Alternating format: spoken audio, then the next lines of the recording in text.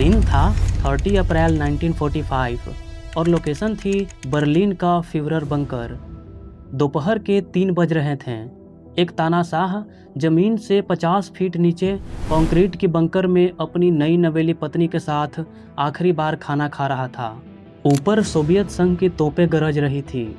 Berlin शहर बुरी तरह जल रहा था और वहां का तानाशाह एक बंकर में शांत लेकिन थके हुए चेहरे से अपने लोगों की तरफ देखा और ठंडी आवाज में कहा, "the time has come, it's all over." फिर वो अपनी पत्नी के साथ अपने प्राइवेट रूम में चला गया। दरवाज़ा बंद हुआ और कुछ ही मिनटों बाद एक जोरदार गोली की आवाज़ आई। यह था दुनिया का सबसे क्रूर तानाशाह एडोल्फ हिटलर और यह था उसके जीवन का आखिरी दिन। एडोल्फ हिटलर का नाम तो सबने सुना है। वो तानाशाह जिसने दुनिया को वर्ल्ड वॉर सेकेंड की आग में झोंक दिया। लेकिन जो बात बहुत कम लोग जानते हैं वो यह है कि अपनी मौत से महज 40 घंटे पहले हिटलर ने शादी की थी और सुसाइड नोट में अपनी पूरी प्रॉपर्टी नाजी पार्टी को सौंप दी। एडोल्फ हिटलर ने अपनी ज़िंदगी में लाखों लोगों का कत्लेआम किया, लेकिन उसके आखिरी कुछ घंटे एक डरी हुई बिल्ली की तरह एक बंकर में गुजरे। आज हम उन 24 घंटों की बात करेंगे जो इतिहास की किताबें कभी नहीं बताती। एडोल्फ हिटलर के आखिरी 24 घंटे, जब वह पूरी तरह थक चुका था और उसके हाथ कांप रहे थे।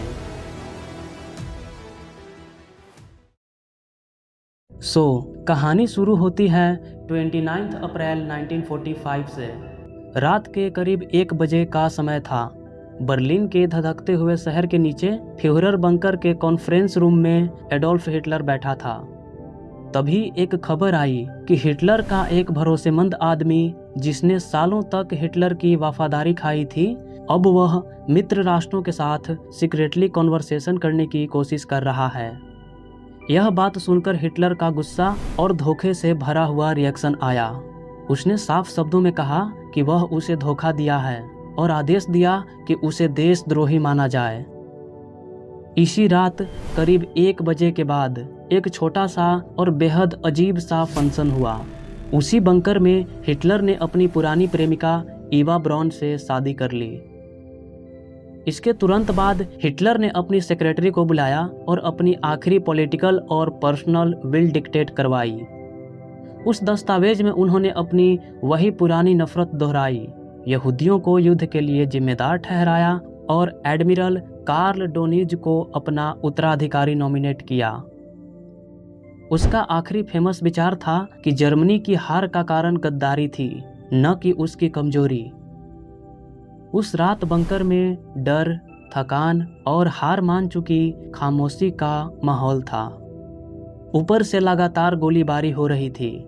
बिजली कभी कभी चली जाती और अंदर लोग यह सोचकर जाग रहे थे कि शायद यह उनकी आखिरी रात हो। 13 अप्रैल 1945 सुबह के 6 बजे एडोल्फ हिटलर अपने बंकर के छोटे से बेडरूम से कमजोर झुके हुए कंधे और कांपते हुए हाथ के साथ उठा। सुबह उसने साधारण सा वेजिटेरियन नाश्ता किया जैसा वो सालों से खाते आया था। फिर वह अपनी पत्नी ईवा ब्रॉन और अपनी सेक्रेटरीज के साथ थोड़ी देर के लिए बातें की, लेकिन ज़्यादातर समय वह चुप ही रहा। एक और अजीब सी बात जो बहुत कम लोग जानते हैं, इसी सुबह हिटलर ने आखिरी बार अपने कुत्ते ब्लोंडी पर पॉइजन का टेस्ट करवाया ताकि उसे यकीन हो सके कि साइनाइड कैप्सूल आत्महत्या के लिए परफेक्ट रहेगा। कुत्ता मर गया और यह हिटलर की आखिरी सुबह का सबसे अजीब और डरावना पल था। कोई नहीं जानता था कि यह उसकी आखिरी सुबह है, लेकिन हिटलर खुद लगातार यह दोहरा रहा था कि अब सब खत्म हो चुका है। दोपहर के लगभग 12 बजे बाहर सोवियत तोपें रिच चांसलरी के बिल्कुल आसपास तक पहुंच चुकी थी और अंदर बंकर में हर कोई या तो भागने की प्लानिंग कर रहा था या आखिरी आदेश का इंतजार। इसी वक्त मिलिट्री जनरल को बुलाया गया। उसने बताया कि बर्लिन की रक्षा अब लगभग खत्म हो चुकी है। कुछ देर चुप रहने के बाद हिटलर ने दोपहर करीब 1 बजे के आसपास आखिरकार यह अनुमति दे दी कि सैनिक जो बचना चाहते हैं वे ब्रेकआउट की कोशिश कर सकते हैं। इसके थोड़ी ही देर बाद करीब 1:30 से 2 बजे के बीच हिटलर ने अपनी सेक्रेटरीज और स्टाफ के साथ बहुत ही साधारण सा आखिरी दोपहर का खाना खाया। खाने के बाद उसने एक एक करके बंकर में मौजूद लोगों से हाथ मिलाकर विदा ली। कुछ को सलाम किया और कुछ से सिर्फ हल्की सी नज़र मिलाकर आगे बढ़ गया। यह मोमेंट इम्पॉर्टेंट था क्योंकि यहीं से सबको साफ पता चल गया कि अब वह सच में मरने जा रहा है। दोपहर के करीब 2:30 अब वक्त आ चुका था। एडोल्फ हिटलर और ईवा ब्राउन फ्यूरर बंकर के अंदर दोनों प्राइवेट रूम में दाखिल हुए। बाहर एसएस ऑफिसर दरवाजे के बाहर पहरा दे रहा था। कुछ मिनटों बाद करीब 3:15 पर एक जोरदार गोली की आवाज गूंजी। बाहर खड़े लोगों ने एक दूसरे की तरफ देखा और खामोशी छा गई, लेकिन किसी ने तुरंत दरवाज़ा नहीं खोला। फिर थोड़ी देर बाद हिटलर का निजी आदमी अंदर गया। कमरे में बारूद और साइनाइड की तेज गंध फैली हुई थी। उसने देखा कि हिटलर सोफे पर झुका हुआ पड़ा है। उसके सिर के दाईं तरफ गोली का निशान है और पास ही उसकी पिस्तौल पड़ी है।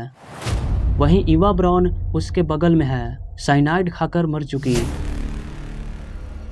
फौरन उनके डेड बॉडी को कंबल में लपेटकर बाहर के एक छोटे से गार्डन में ले जाया गया, जहां जमीन पर पहले से बने गड्ढे के पास उन्हें रखा गया।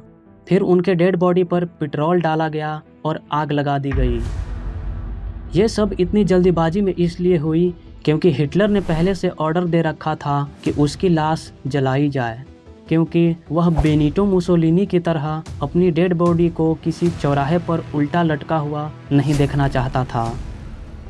30 अप्रैल 1945 दोपहर के लगभग 3:30 हो रहे थे और एडोल्फ हिटलर इस दुनिया से जा चुका था। एडोल्फ हिटलर लगभग 56 ईयर्स जिया, लेकिन इतने कम वक्त में उसने वो किया जो कई सदियों तक इंसानियत के इतिहास का सबसे काले धब्बे की तरह याद रखा जाएगा। यह था एडोल्फ हिटलर का आखिरी दिन, एक ऐसा दिन जो इतिहास में हमेशा के लिए दर्ज हो गया, लेकिन साथ ही एक ऐसी चेतावनी भी बन गया कि एक इंसान की नफरत और पागलपन पूरी दुनिया को किस हद तक जला सकता है। आप एडोल्फ हिटलर, माओ जेडोंग और जोसेफ स्टालिन में से किसे सबसे ज़्यादा क्रूर तानाशाह मानते हैं, कमेंट में बताइएगा। नेक्स्ट वीडियो में हम बात करेंगे इंडिया के एक ऐसे फ्रीडम फाइटर के आखिरी 24 घंटों की, जिनकी डेथ आज भी इंडियन हिस्ट्री के सबसे बड़े मिस्ट्रीज में से एक मानी जाती है। तब तक के लिए चैनल को सब्सक्राइब जरूर कर लीजिएगा। धन्यवाद।